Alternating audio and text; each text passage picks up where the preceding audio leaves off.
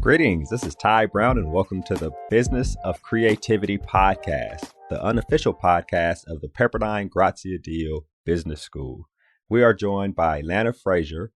Lana is in her first trimester of the Fully Employed MBA program here at Grazia Deal. Greetings, Lana. Thanks for joining us. Thank you so much. I'm happy to have you on. First trimester, so now you're trying to figure out how to study, trying to figure out if these classes are too hard, too easy. Does the professor really know what the professor's talking about? All those types of questions you have when you're just starting off working on your MBA. You're leaning towards a finance concentration, right? Is what you told me. Yep. Did your undergrad at UCLA, studied political science. You were also a student athlete. You were a discus thrower on the track team. Currently, you work at a place called B. Riley Advisory Services as an associate, and B. Riley is an asset appraisal and liquidation firm, right? You've been there for 2.5 years. And one reason I wanted to have you on is because you have your own small business, an eBay store called Frazier's Closet, where you sell designer clothes and purses, mainly at the current moment, women's fitness clothes, Lululemon, Athletica, those types of things. And I find it interesting that you've been doing this since you were in undergrad.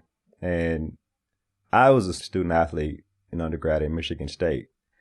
And the time factor to be able to run a business, especially something where you go to find clothes, I guess you get them from outlets and thrift stores, garage sales, new and used, and then to be able to put them up on eBay and sell them, I think there's a factor of time there that I don't know if I would have had the time as a football player back at Michigan State, but I appreciate you've done it. So I want to talk to you a little bit about that. You've been out of school 2.5 to 3 years, I guess. What brought you to get your MBA? What made you focus on that, especially since you're thinking about finance?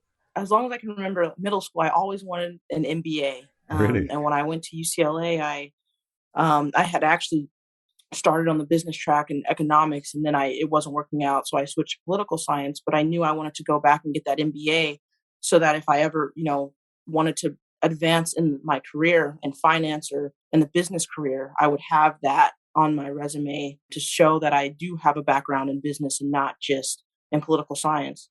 That's interesting. Who exposed you to an MBA when you were in junior high school? My parents.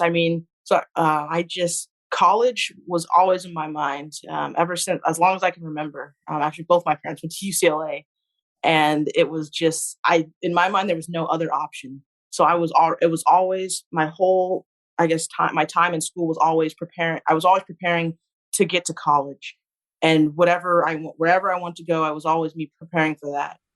Right. And the MBA just happened to be something you had heard about that was a business situation, and you thought you needed that when you were younger, huh? Yeah, it was because both my parents had masters, and so I felt that I needed to also get a master's. Right. So then I was thinking, well, what would I want to do? And I always loved business. I would draw cards and sell them in elementary school. I was selling coupon books in elementary school and all those school things.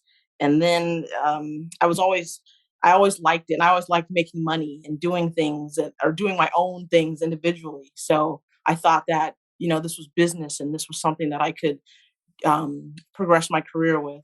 Right. And so political science, like, have you used that at all, or what is that type of situation doing for you right now? I would say the writing skills and just the critical thinking skills from doing that degree has helped me a lot. And I guess coming back to school and just thinking how to solve problems. And then my current job, it's, even though my job is more in the financial field, it's a lot of just thinking and I still need to use those skills in my everyday life. Right. Tell us a little bit about your role at B. Riley. So at B. Riley, I'm an associate now, and what we do is we do appraisals for businesses. So typically the bank will come to us because a company has come to them to take out an asset-based loan. So then we will appraise the company we collect a lot of their financial information, like balance sheets, profit and loss statements, top customers, vendors, sales, and inventory is the most important piece. And then we'll analyze their inventory with all of those other aspects, and we'll determine a value that we think we can recover if that company has to go into a liquidation. And then we give that value, which is a percentage to the bank, and the bank uses that percentage to determine how much to loan the company. I guess that's a lot of information, but so what I do is a lot of the Excel and the kind of the math and number crunching in the background, and then I also get to visit the companies. So every deal we do, we get to do a site visit and actually see the company's inventory, communicating with the leaders, CFOs and controllers and CFO or CEOs sometimes, and then we will make our report and send it to the bank. Yeah, that's interesting. That's actually insight. And it sounds like you like doing it. Yeah, I I mean, love it's it. what I'm getting through this conversation. Yeah, really? I guess it's probably also exposing you to some things in terms of your own business, right? In terms of how to approach valuation and how to approach essentially appraising what your business is or could possibly be worth if you did make some tweaks here and there in what you do. I want you to tell us a little bit about your business, Frazier's Closet, which is an eBay store. Talk to us a little bit about the concept from, when you were young selling coupon books at school to, if I can go buy these good Lululemon sweats here for $20 and sell them for $75, that's good business sense. So tell us a little bit how you got into that and the progression of it over the last few years.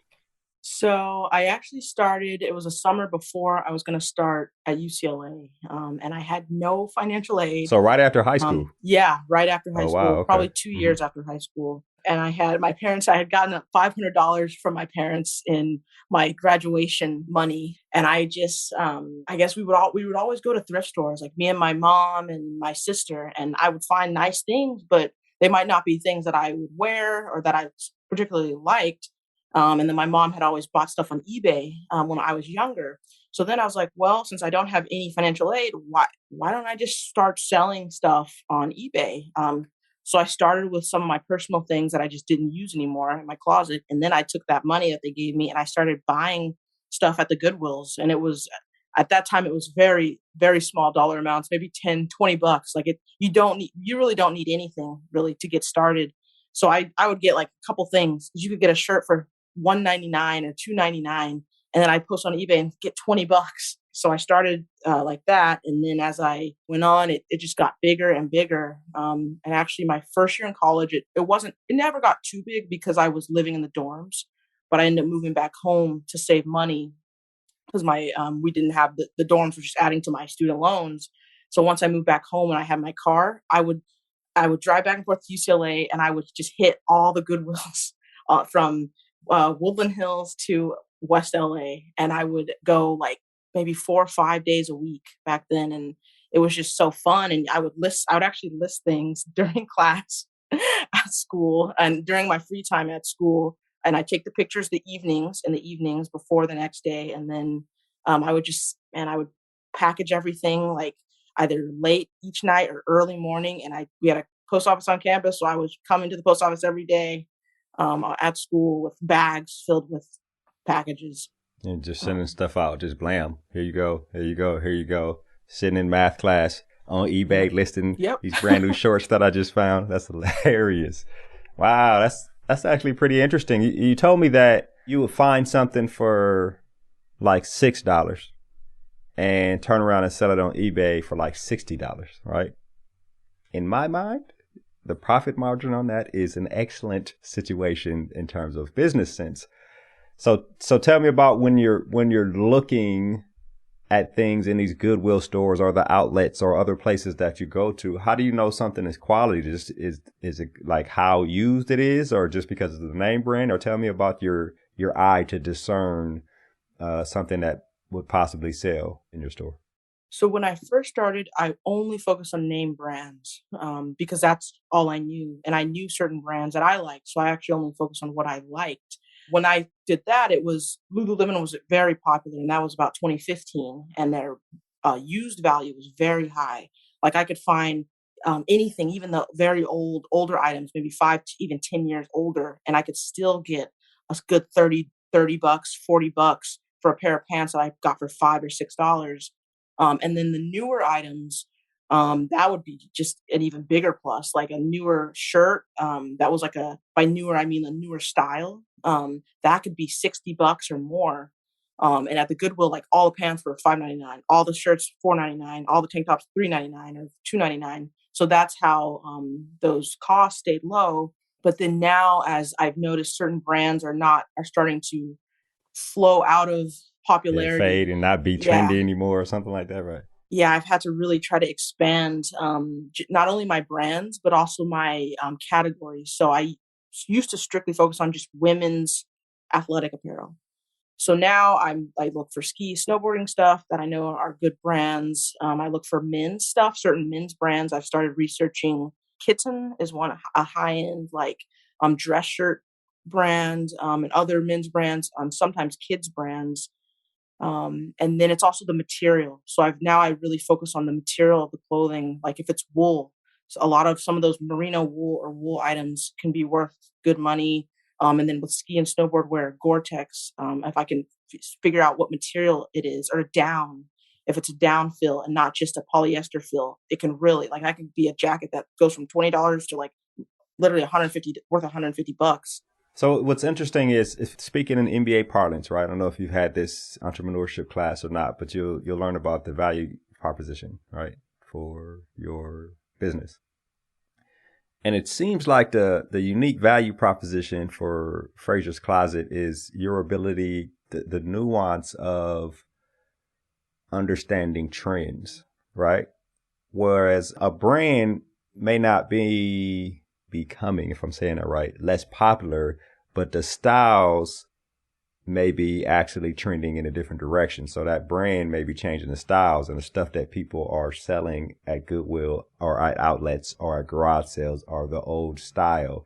So now you have to figure out a way to adjust to find the new styles that are actually trending up. So I think there's a there's value to that, and that's how you discern what is good and what is not good in terms of changing up the inventory that you have in your business. Tell me about your research methods and how you gauge. Is it just who's buying from you, or how else do you gauge in terms of what's trendy and what's not, and what's going out of style, what's coming in style?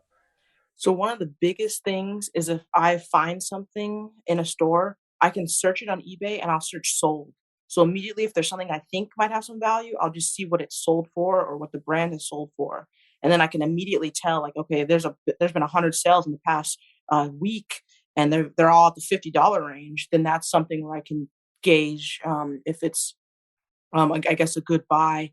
And then also sometimes I'll just go on Google and I'll just start searching like high end menswear, high end women's wear, and then I'll just start looking at brands and styles. And then I'll take those brands and styles, and then I'll look on eBay and I'll put them in eBay, and I'll search on the sold, and then I'll just go through all those sold listings and kind of try to see what price they sold for.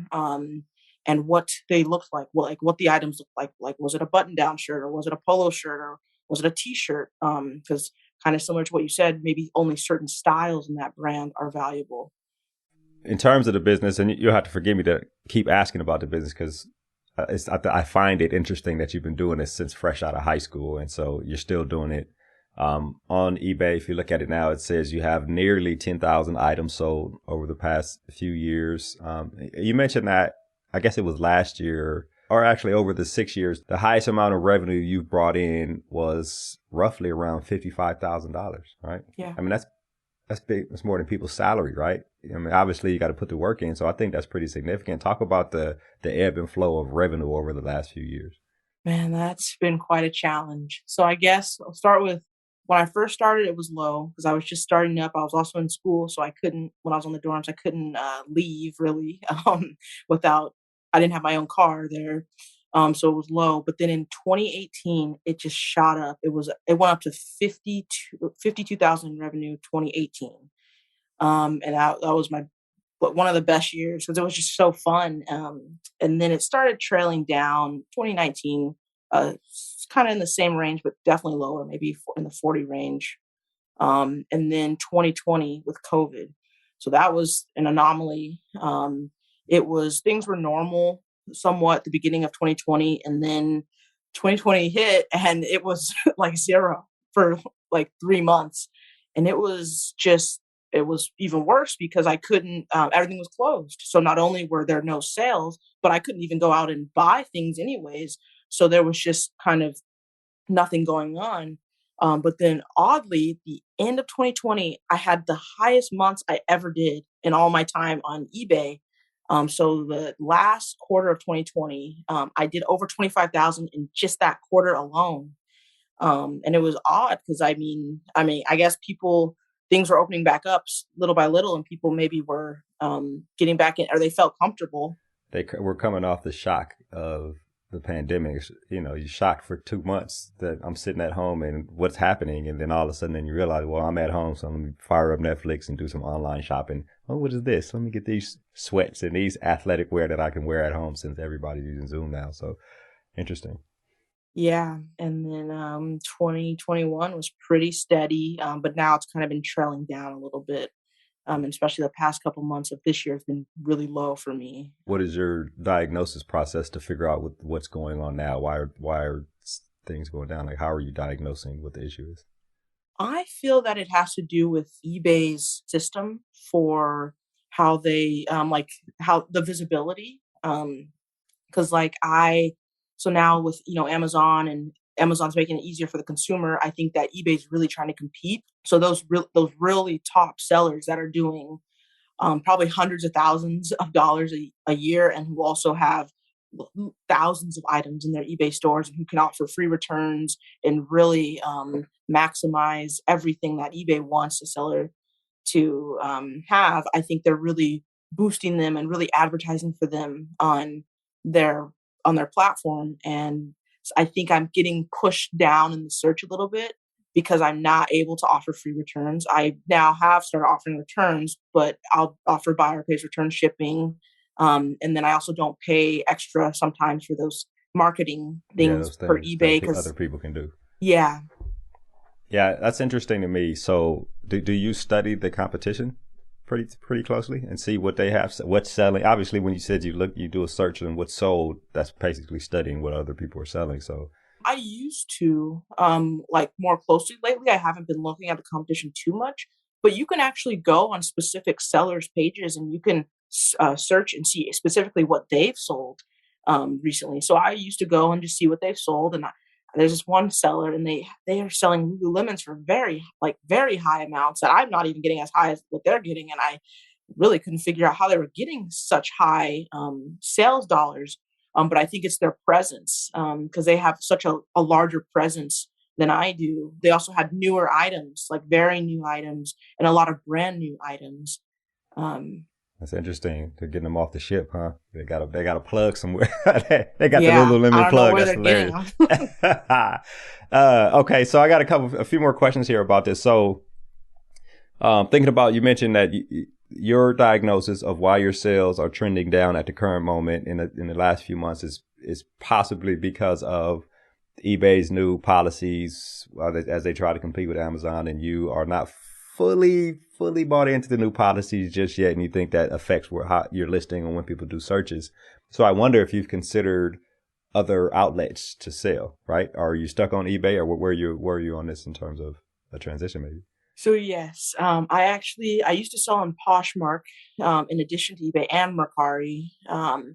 Poshmark I liked, but they take too much percentage. They take 20%, whereas eBay's still at 10%, and I really get a lot of nice perks through eBay.